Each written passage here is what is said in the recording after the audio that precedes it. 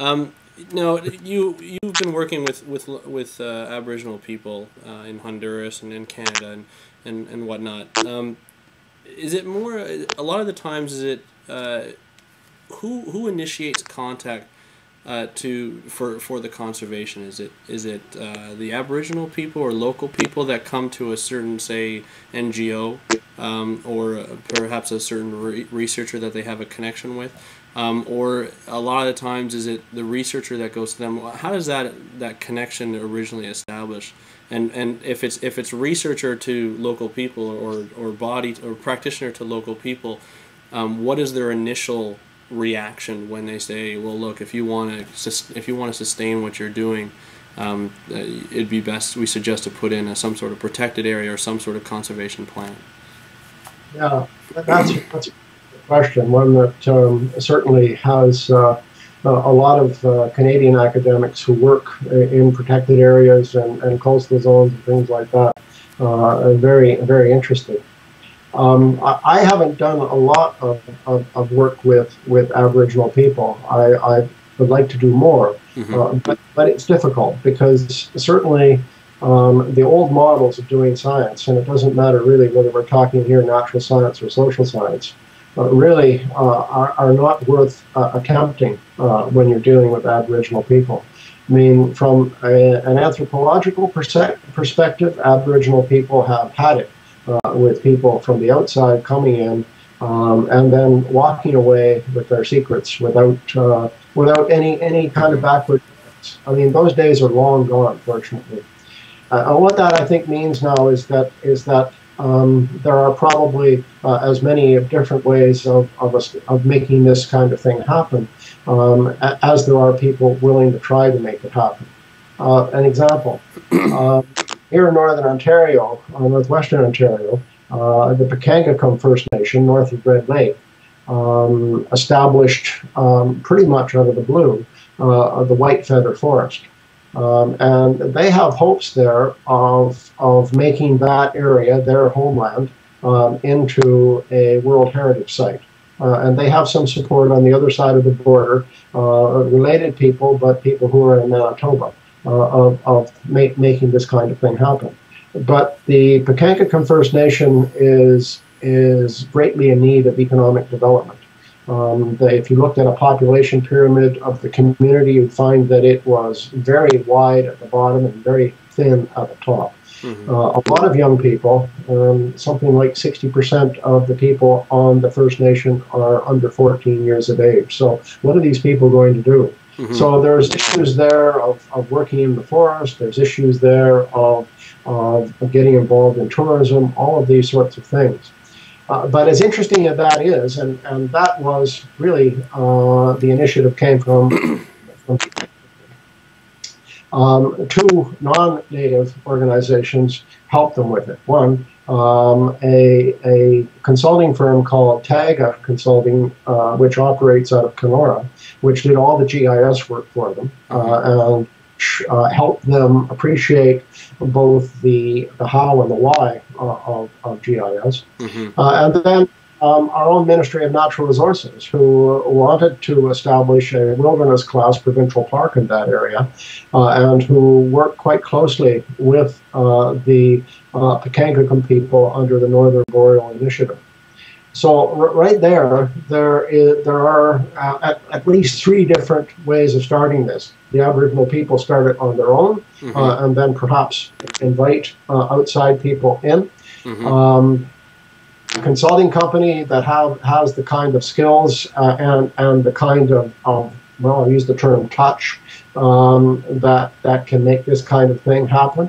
And then a provincial ministry, or perhaps more especially the individual whose responsibility it was to do this work, was able to work cooperatively with the Pekangacum people and to develop a park plan that fit with what they were doing and fit with the Ontario system. So I think there are a lot of different ways, and it's really a matter of choice and a matter of what the situation will support as to what happens here.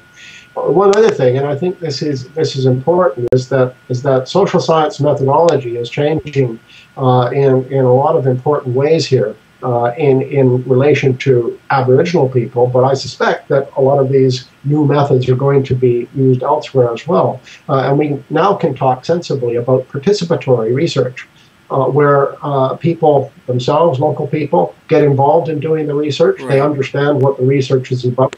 They themselves may initiate the questions. Mm-hmm. That kind of research is radically different than the old kind of anthropological research where someone from the outside went in, figured out what the culture was doing, and went away and wrote it up. Right. Here, it's a much more collaborative kind of approach. Right. And Aboriginal people expect to get things out of it as well. Absolutely, and as they should. I mean, that's the purpose of research, I guess, and is to apply it eventually, and that's fantastic. And it kind of touches upon something else I want to talk about, and that's the initiative that came from the local people in your last example. How can that be? Sorry, I'll just trace back a little bit.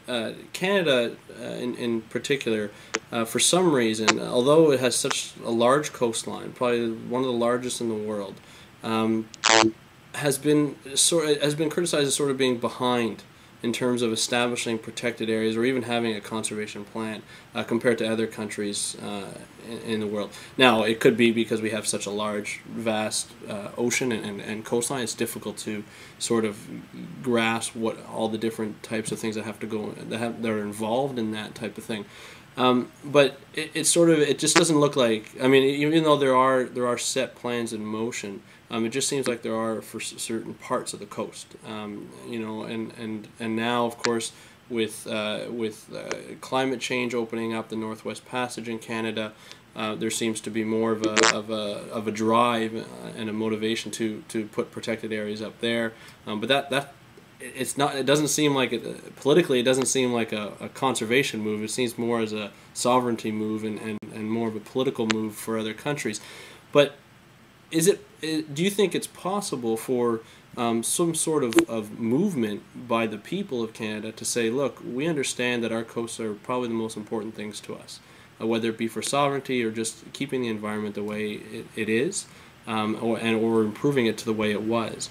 Do you think socially, is it possible to create a movement that will sort of boost the government's priorities of moving towards conservation and environment? And how would you think you can do that? That's a big question. It is. A huge question, and if I thought that it was possible to create a movement which pushes that conservation agenda forward, then I guess I would have done it, or certainly tried to be part of it. Right. I think I can answer that a little bit better on a smaller scale, because I think, as we both know, the passing of the Oceans Act in Canada in 1997 made it possible for Fisheries and Oceans Canada to do things that it hadn't been able to do before. Right. And in addition to that, it does seem that people on a much more local level have approached Fisheries and Oceans Canada to establish marine protected areas, small ones, admittedly, in their region. Eastport, for example, in Newfoundland, has a small marine protected area, which exists because people went to DFO and said, "Hey, look, we want to protect these lobster beds." I think they were. Right. And how do we do that?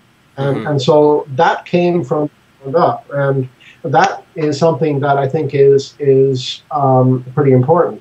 Another example, again, very specific and also sort of bottom up, the gully off Sable Island, off Nova Scotia, which was put forward as a marine protected area to DFO by WWF Canada, right, and is now in fact a marine protected area.